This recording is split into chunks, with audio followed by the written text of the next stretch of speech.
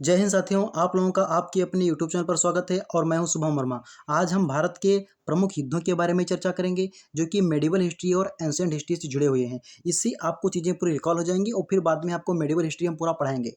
और इसके लिए आप हमारे चैनल को सब्सक्राइब कर लीजिए और अगर जो कंटेंट अच्छा लगे तो वीडियो को लाइक करके जाना और वीडियो में अंत तक बने रहिए। आप इसके नोट्स बनाते रहिए जिससे आपको प्रत्येक बार कोई वीडियो को ना देखना पड़े। हाइडी स्पीसीज का प्रथम युद्ध हमारा अगर जो है तो उसे कहते हैं हाइडी स्पीसीज का युद्ध है। समय इसका है 326 ईसा पूर्व का है। 326 ईसा पूर्व में हाइडी स्पीसीज का युद्ध लड़ा गया। किसके मध्य में लड़ा गया? तो सिकंदर और पंजाब के राजा पोरस के मध्य में लड़ा गया और सिकंदर इस युद्ध में विजयी रहा। कोई पूछ ले किस नदी के तट पर लड़ा गया, तो झेलम नदी के तट पर लड़ा गया युद्ध था। 326 ईसा पूर्व में लड़ा गया। सिकंदर और पंजाब के राजा पोरस के मध्य में लड़ा गया। सिकंदर के समय में भारत में कोई शक्तिशाली राजा था तो पोरस था। पोरस बहुत ही शक्तिशाली राजा था। बहुत भयानक युद्ध हुआ था। झेलम नदी के तट पर हुआ था। 326 ईसा पूर्व में हुआ था। सिकंदर और पंजाब के राजा पोरस के मध्य में हुआ था और सिकंदर विजयी हो गया था। इस युद्ध के बाद सिकंदर वापस लौट जाता है यहाँ से। अगला युद्ध का जो हम देखें कौन सा है। अगला युद्ध हमारा है कलिंग की लड़ाई। कलिंग वार हुआ था 261 ईसा पूर्व में हुआ था। ये वार हुआ था अशोक के बारे में पहले जानो। अशोक जो था वो 268 ईसा पूर्व में शासक बनता है। 268 ईसा पूर्व में शासक बनता है। शासक बनने के महज 8 साल बाद एक युद्ध होता है 261 ईसा पूर्व में। ईसा पूर्व जो होते हैं भैया उल्टा चलते हैं।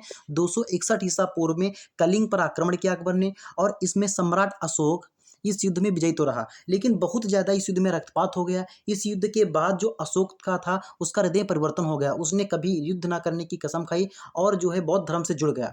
किस धर्म से जुड़ गया? बौद्ध धर्म से जुड़ गया और इसने खूब प्रचार प्रसार किया। इसने अपने पुत्र महेंद्र वर्मन को श्रीलंका में भी अपने पुत्र और पुत्रियों को, जैसे इसके पुत्र का नाम महेंद्र वर्मन था, इसने अपने पुत्र और पुत्री को श्रीलंका तक बौद्ध धर्म का प्रचार प्रसार करने के लिए भेजा। तो 261 ईसा पूर्व की बात है। कलिंग की लड़ाई हुई थी। अशोक ने कलिंग पर आक्रमण कर दिया था और बहुत ज्यादा रक्तपात होने के कारण अशोक का मन द्रवित हो जाता है और अशोक जो है रक्तपात छोड़ देता है और बौद्ध धर्म से जुड़ जाता है। आप देखते हैं कि युद्ध कलिंग पर आक्रमण क्यों करता है। कलिंग पर आक्रमण करने के मुख्य रूप से 3 कारण थे। एक तो कलिंग कोस्टल एरिया था तो यहाँ से जो है व्यापार करने में, आयात निर्यात करने में आसानी होती थी, इसलिए इस पर आक्रमण करता है।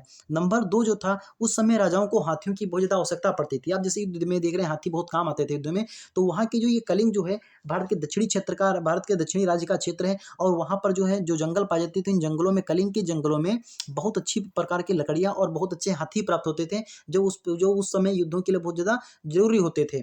इसीलिए मतलब इस पर आक्रमण करता है। नंबर तीसरा कारण हो सकता है कि सम्राट अशोक था एक चक्रवर्ती राजा आगे चलकर बनता है और इसने इसको अपने राज्य की बाउंड्री को बढ़ाने के लिए भी आक्रमण कर सकता है। मुख्य रूप से 3 कारण थे। और अशोक का भी, अगर जो कोई पूछे तुमसे कि अशोक का मन परिवर्तन किस युद्ध के बाद हुआ था, तो जो कलिंग की लड़ाई हुई थी उसके बाद से अशोक का मन हृदय परिवर्तित हो गया था। और 3 कारण हमने आपको बता दिए। और अशोक के बारे में पूरा आपको ये चीज़ों को पूरा हिस्ट्री आपको हम पूरी बताएंगे। सिर्फ आप हमारे साथ जुड़े रहिए, अंत तक जुड़े रहिए। हमारे चैनल को सब्सक्राइब कर लीजिए। अगला क्वेश्चन देखते हैं। अगला युद्ध हमारा है कि सिंध की लड़ाई कब हुई थी। सिंध की लड़ाई जो हुई थी 712 ईस्वी में हुई थी। ये ईसा पूर्व का समय समाप्त हो गया। अब ईस्वी की बात करेंगे। ये प्रथम मुस्लिम आक्रमणकारी थे। जो सिंध से आक्रमण होता है ये प्रथम मुस्लिम आक्रमणकारी थे। अरब आक्रमणकारी थे। मोहम्मद कासिम अरबों की सत्ता स्थापित करता है यहाँ पर। इसी युद्ध के बाद ये मोहम्मद बिन कासिम ही था जो भारत में सबसे पहले जजिया कर लेना प्रारंभ करता है और इसी जजिया कर को 1562 ईस्वी में अकबर समाप्त करता है। कब समाप्त करता है अकबर? कौन समाप्त करता है? अकबर समाप्त करता है। कब समाप्त करता है? तो 1562 में इसी जजिया कर को समाप्त कर देता है। इसी जजिया कर को औरंगजेब लेना प्रारंभ करता है और औरंगजेब ने अंग्रेजों से भी जजिया कर को वसूला था। एक क्वेश्चन था कि जजिया कर जो है ब्राह्मणों पर भी जजिया कर किसने लगाया था। इस क्वेश्चन का आंसर कमेंट बॉक्स में आप दीजिए। अगर जो पढ़ रहे हैं कंटेंट आपको, अगर जो आप हिस्ट्री से जुड़े हुए हैं तो इस क्वेश्चन का आप जवाब दीजिए। अच्छा क्वेश्चन है। तो अंग्रेजों से जजिया कर किसने वसूला? तो औरंगजेब ने वसूला। 1562 में जजिया कर किसने समाप्त किया? अकबर ने समाप्त किया था। जजिया कर सबसे पहले किसने लगाया था? मोहम्मद बिन कासिम अरब आक्रमणकारी था। 712 ईस्वी में आक्रमण करता है और मुसलमानों की सत्ता प्रथम मुस्लिम आक्रमणकारी का था यही मोहम्मद बिन कासिम था। अगला क्वेश्चन देखिए। तराइन का प्रथम युद्ध। अगला युद्ध हमारा है कि तराइन का प्रथम युद्ध, बैटल ऑफ टेरैन जो कहा जाता है इंग्लिश में। टेरैन नहीं पढ़ना लेकिन टेरैन लिखा जाता है। सिर्फ 1191 ईस्वी में हुआ था। इसे तराइन का प्रथम युद्ध कहते हैं। तराइन का प्रथम युद्ध जो था पृथ्वीराज चौहान और मोहम्मद गौरी के मध्य में हुआ था। मोहम्मद गौरी के मध्य में और पृथ्वीराज चौहान के मध्य में 1191 ईस्वी में तराइन का प्रथम युद्ध होता है। चौहान इस युद्ध को जीत गया था। चौहान इस युद्ध को जीत गया और चौहान ने सबसे बड़ी गलती कर दी, 1 साल का समय दे दिया। और तराइन का द्वितीय युद्ध 1192 ईस्वी में होता है और इस युद्ध में चौहान हार जाता है, मोहम्मद गौरी जीत जाता है। तो अगला युद्ध हम देखते हैं अगले पेज पर। ये 1192 ईस्वी में तराइन का द्वितीय युद्ध होता है और इस तराइन के द्वितीय युद्ध में पृथ्वीराज चौहान इस युद्ध को जीत जाता है, हार जाता है और मोहम्मद गौरी इस युद्ध को हार जाता है। पृथ्वीराज चौहान के साथ इस युद्ध में विश्वासघात हो जाता है और विश्वासघात के चलते इस युद्ध को हार जाता है, क्योंकि इसके साथ विश्वासघात किया था। इस युद्ध में विश्वासघात की अगर जो बात किसने किया था, तो इसमें क्या था, जयचंद जी ने विश्वासघात कर दिया था। इनके साथ जयचंद जी ने विश्वासघात कर दिया था। इनकी भी जयचंद भी मारे जाते हैं अगले युद्ध में। 1194 ईस्वी में एक युद्ध होता है, इसमें जयचंद भी मार दिए जाते हैं 1194 ईस्वी के युद्ध में। लेकिन जयचंद ने विश्वासघात कर दिया, क्योंकि मोहम्मद जो पृथ्वीराज चौहान था, पृथ्वीराज चौहान जयचंद की पुत्री जो थी संयोगिता से मोहब्बत करता है, संयोगिता से शादी भी कर लेता है। इसी के चलते संयोगिता से शादी कर लेता है, इसी के चलते जयचंद के साथ विश्वासघात करते हैं और जयचंद जाकर मिल लेते हैं मोहम्मद गौरी से और मोहम्मद गौरी से में जीत जाता है। पृथ्वीराज चौहान तक मार देते हैं। और चंद्रबरदाई, इनके प्रसिद्ध कवि चंद्रबरदाई ने पृथ्वीराज रासो लिखा है। पृथ्वीराज रासो में हमको पूरी जानकारी मिलती है। हमको ये पूरी जानकारी कहाँ से मिलती है, तो पृथ्वीराज रासो नामक ग्रंथ से मिलती है। पृथ्वीराज रासो किसने लिखा, तो पृथ्वीराज रासो चंद्रबरदाई ने लिखा। चंद्रबरदाई कौन था, पृथ्वीराज चौहान तृतीय का जो दरबारी विद्वान था, और इसमें विश्वासघात जयचंद ने किया था। जयचंद की पुत्री संयुक्ता मोहब्बत करती थी पृथ्वीराज चौहान के साथ, इसलिए इसने किया था। अगले युद्ध की बात करते हैं हम। अभी हमने आपको पिछले स्लाइड में बताया कि चंदावर का युद्ध जो था 1194 ईस्वी में लड़ा गया था। मोहम्मद गौरी कन्नौज की इरादा थी जयचंद को, जब जयचंद जो मिल लेते हैं मोहम्मद गौरी से, उनको हरा देते हैं। मोहम्मद गौरी कहता है जब तुम अपने राज्य के अपने देश के राजाओं के नहीं तो हमारे क्या होगे, तो 1194 आक्रमण करता है और चंदावर के युद्ध में इनको भी मार देता है, जयचंद जी को भी मार देता है और एकटक मुस्लिम सत्ता स्थापित कर देता है 1194 ईस्वी में। इसी मोहम्मद गौरी का गुलाम था कुतुबुद्दीन ऐबक किसी मोहम्मद गौरी का गुलाम था, और जो आकर 1206 ईस्वी में दिल्ली पर गुलाम वंश की नींव डालता है। मध्यकालीन हिस्ट्री में मुसलमानों का आगाज भारत में हो जाता है। बैटल ऑफ चंदावर पढ़ा जाता है 1194 ईस्वी में। मोहम्मद गौरी और कन्नौज के राज जयचंद के मध्य में था। जयचंद इस युद्ध को हार जाता है। वही जयचंद जिसने 1192 ईस्वी में तराइन के द्वितीय युद्ध में विश्वासघात किया था पृथ्वीराज चौहान तृतीय के साथ में। अगला क्वेश्चन या अगला युद्ध हम देख लेते हैं कि कौन सा है, तो पानीपत का प्रथम युद्ध, फर्स्ट बैटल ऑफ पानीपत से कहा जाता है। पानीपत का प्रथम युद्ध जो था 21 अप्रैल को लड़ा गया था। कब लड़ा गया, 21 अप्रैल 21 मार्च, शायद 21 अप्रैल 21 मार्च। आप हमें पूरा कंफर्म करके बताइए, अगर जो आप हिस्ट्री से जुड़े हुए हैं तो चीज़ों को बताइए कि 21 अप्रैल है कि 21 मार्च है। बाबर और इब्राहिम लोदी के मध्य हुआ था। लोधी नहीं है, लोदी के मध्य में हुआ था और इस युद्ध को बाबर जीत जाता है, इब्राहिम लोदी मार जाता है। एक चीज़ याद रखना कि सल्तनत काल का एकमात्र मुस्लिम शासक था, एकमात्र मुस्लिम शासक जो युद्ध के मैदान में मारा गया, उस शासक का नाम था इब्राहिम लोदी। इब्राहिम लोदी को बाबर ने मार दिया था। बाबर के दो तोपची इस युद्ध में थे, मोहम्मद खां और बुगरा खां।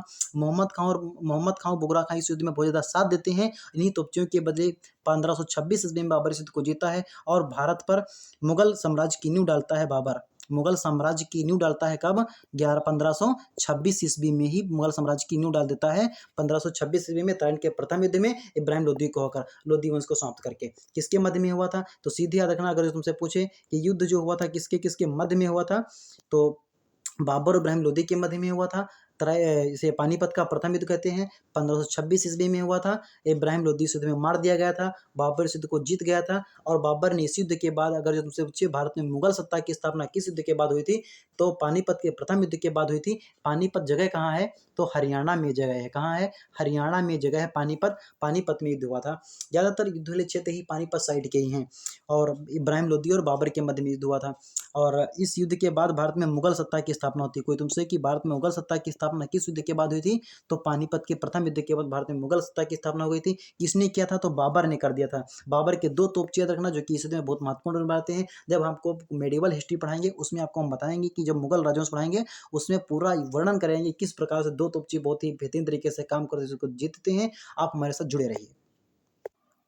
अगला युद्ध अगर जो हम देखें तो अगला युद्ध हुआ था खानवा का युद्ध, 1527 ईस्वी में हुआ था। और इस समय जो युद्ध होंगे सब बाबर के साथ होंगे। 1526 से लगाकर 1530 में जब तक बाबर की मृत्यु नहीं होती, बाबर खूब युद्ध लड़ता है और सभी युद्धों को जीतता है। ये बाबर और राणा सांगा के मध्य में हुआ था। बाबर ने राणा सांगा को पराजित कर दिया था। सही बात है, राणा सांगा इस युद्ध में हार जाता है। राणा सांगा के शरीर पर 80 घाव थे। राणा सांगा को सैनिक अंश की संज्ञा इतिहासकारों ने दी है। राणा सांगा बहुत ही भयानक योद्धा थे, महाराणा प्रताप के वंशज थे। महाराणा प्रताप के पहले इस युद्ध में महाराणा प्रताप मतलब 1540 में महाराणा प्रताप का जन्म होता है। महाराणा के पिताजी थे राणा सांगा। राणा सांगा बाबर के मध्य में युद्ध लड़ते हैं और बाबर इस युद्ध को राणा सांगा को हरा देता है। और बाबर इस युद्ध को हारने लगता है, तो बाबर इस युद्ध में जब हारने लगता है तो इस युद्ध को गाजी की उपाधि धारण करता है। गाजी का मतलब होता है इस युद्ध को धर्म युद्ध घोषित कर देता है बाबर। जब इस युद्ध को हारने लगता है तो बाबर इस युद्ध को धर्म युद्ध घोषित कर देता है और इसी युद्ध में गाजी की उपाधि धारण करता है। गाजी के मतलब होता है कि अपने धर्म का प्रचार प्रसार करते हुए, मतलब धर्म का प्रचार प्रसार करते हुए क्षेत्र को बढ़ाना, अपने क्षेत्र को बढ़ाना, ये होता है गाजी का मतलब। अकबर इस युद्ध में गाजी की धारण करता है और इसी युद्ध के बाद बाबर ने कलंदर की उपाधि धारण कर थी। बाबर ने कलंदर की उपाधि धारण की थी। बाबर ने काबुल में चांदी के सिक्के चलवाए, और कलंदर की उपाधि धारण की थी। ये खानवा का युद्ध था, 1527 में हुआ था। राणा सांगा के बारे में जब हम राणा सांगा के बारे में पूरी विधिवत हिस्ट्री कब पढ़ते हैं, जब हम राजस्थान का राणा और राजवंश पढ़ते हैं, राणाओं का इतिहास जब पूरा पढ़ते हैं तब हम पढ़ते हैं। गुहिल राजवंश जब पूरा पढ़ते हैं तब पूरी इनकी हिस्ट्री हम पढ़ते हैं। क्या बेहतरीन शासक हुए हैं राणा सांगा। सैनिक अंश की संज्ञा, इनके शरीर पर 80 घाव थे, एक हाथ नहीं था, एक पैर नहीं था, एक हाथ नहीं था, फिर भी युद्ध लड़ते रहे। इनके सैनिकों ने ही, राणा सांगा के बारे में अगर जो आप देखें तो इनके सैनिकों ने इनको जहर देकर इनको मार दिया था, क्योंकि उसके इस युद्ध के बाद भी युद्ध करना चाहते थे, इसीलिए इनको मार दिया गया था। इनके सैनिकों ने इनको जहर देकर मार दिया था। अगला युद्ध देखते हैं कि बहुत ही बेहतरीन खानवा का युद्ध। जब हम मेडिवल हिस्ट्री पढ़ेंगे चीज़ों को बहुत अच्छे से क्लियर करेंगे, थोड़ा इतिहास वहाँ पर राणा सांगा की भी लेंगे, चीज़ों को जोड़ने का प्रयास करेंगे। आप अगर जिस तरह के और कंटेंट चाहते हैं तो चैनल को सब्सक्राइब कर लीजिए। आप हमारे साथ बने रहिए, कंटेंट में कोई कमी नहीं होगी, चीज़ों को आप रिकॉल करते रहिए, चीज़ों को आप पढ़ते रहिए। अगला युद्ध हमारा है 9 नंबर का युद्ध, घाघरा का युद्ध। हम 9 युद्ध देख चुके हैं। घाघरा एक युद्ध लड़ा गया था 1529 ईस्वी में अफगानों के मध्य में और बाबर के मध्य में। अफगान महमूद लोदी था। ये महमूद लोदी जो सांगा का युद्ध हुआ था उस युद्ध में भी लड़ने आया था। सांगा के साइड से महमूद लोदी लड़ने आया था, इसीलिए बाबर महमूद लोदी पर आक्रमण करता है, महमूद लोदी को हरा देता है। 1529 में अफगानी सत्ता को भी भारत से समाप्त कर देता है। बाबर धीरे धीरे हर शक्ति का, देख रहे हैं आप पीछे से युद्धों में देखते रहिए, अब हर शक्ति का जो बाबर है अपने भारत से हर शक्ति का सफाया करता जा रहा है और धीरे धीरे मुगलों की स्थिति को मजबूत करता जा रहा है। 1526 में भी युद्ध लड़ा, 1527 में राणा सांगा को हराया, 1528 और 1529 की बात करें तो 29 में घाघरा का युद्ध लड़ता है। तो ये बाबर के द्वारा लड़े गए युद्ध हैं। बाबर की ये जो हिस्ट्री जब पूरी देखेंगे तो इन चीज़ों को आप रिकॉल करते चलें, चीज़ों को जोड़ते रहिए। बाबर और महमूद लोदी के मध्य में, तो सीधे आप देखिए क्या होता है। घाघरा का युद्ध आप देखिए, आप नोट्स बनाइए और लिखते रहिए साथ ही साथ, जिससे आपको प्रत्येक चीज़ बार बार ना देख पड़े। 1529 में युद्ध हुआ, बाबर और महमूद लोदी के मध्य में युद्ध हुआ। अफगान था महमूद लोदी, अफगानों को इसमें महमूद लोदी हारा जाता है और घाघरा का समाप्त होता है। बाबर इस युद्ध को जीतता है। अगला युद्ध हमारा जो है 10 नंबर देखते हैं। ये हमारा आज का अंतिम युद्ध है, वरना वीडियो ज़्यादा लंबा हो जाता है, आप लोग पूरे कंटेंट को देखते भी नहीं है। इससे अच्छा है कि हम आपको थोड़ा थोड़ा कंटेंट उपलब्ध कराते रहें, थोड़ी थोड़ी चीज़ों को बताते रहें, जिससे आप लोगों को विश्वास बढ़ता जाएगा। फिर आप जब चीज़ों को देखना प्रारंभ कर देंगे, हम चीज़ों को और अच्छे से डिस्क्राइब करते चलेंगे। आप देखते रहिए। चौसा का युद्ध जो था, 10 नंबर का युद्ध जो है चौसा का युद्ध था, 1539 ईस्वी में हुआ था। शेर शाह सूरी और हुमायूं के मध्य में हुआ था। हुमायूं को हराया था शेर शाह सूरी ने। फिर से हमने आपको बताया था 1529 ईस्वी में जब घाघरा का युद्ध हुआ था तो उसमें अफगान सत्ता हारी थी, महमूद लोदी हारा था और इस युद्ध को समाप्त कर दिया गया था। लेकिन अगला युद्ध जो होता है 1539 ईस्वी में, एक और अफगानी शासक था शेर शाह सूरी। बिहार के चुनार में रहा करता था शेर शाह सूरी, और 1539 ईस्वी में आक्रमण करता है। बिलग्राम का युद्ध इसे कहा जाता है। बिलग्राम का युद्ध, कन्नौज का युद्ध, चौसा का युद्ध एक ही चीज़ है। 1539 ईस्वी में हुआ था। 1539 ईस्वी में हुमायूं और शेर शाह सूरी के मध्य में हुआ था। हुमायूं इस युद्ध को हारता है। इसी युद्ध में मौजूद था एक इतिहास का मिर्जा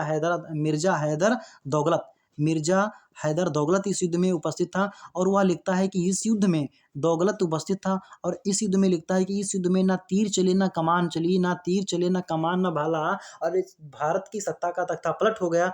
हुमायूं हार जाता है इस युद्ध में और भारत में नई सत्ता शेर शाह सूरी स्थापित करता है। 1539 ईस्वी से 1555 के मध्य में भारत में एक बार फिर से अफगान सत्ता स्थापित होती है। हम जब भी मेडाइवल हिस्ट्री में हुमायूँ को पढ़ना प्रारंभ करते हैं तो हुमायूँ का शासनकाल 2 बार हम पढ़ते हैं। कब से पढ़ते हैं? 1531 से 1539 के मध्य में, फिर 1555 से 1556 के मध्य में।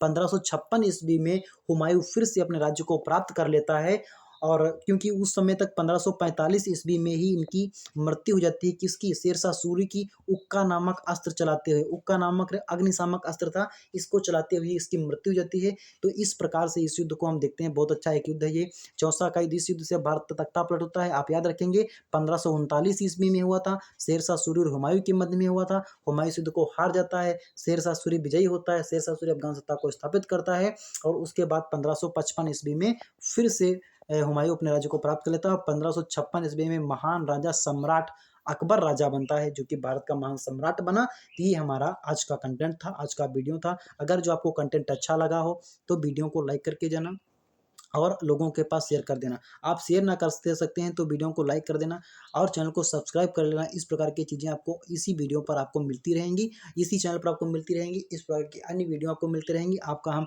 हिस्ट्री और मैथमेटिक्स और रीजनिंग की के लिए काम कर रहे हैं। इसमें मैथमेटिक्स और रीजनिंग की भी वीडियो को देना प्रारंभ कर देंगे। तो आपको अगर जो कंटेंट अच्छा लग रहा है तो चैनल को सब्सक्राइब करके जाना। हम कह रहे हैं कि आप इसके नोट्स बनाते रहिए, कंटेंट बहुत अच्छा है, ऐसे क्वेश्चन आपको बहुत कम मिलेंगे। जय हिंद साथियों।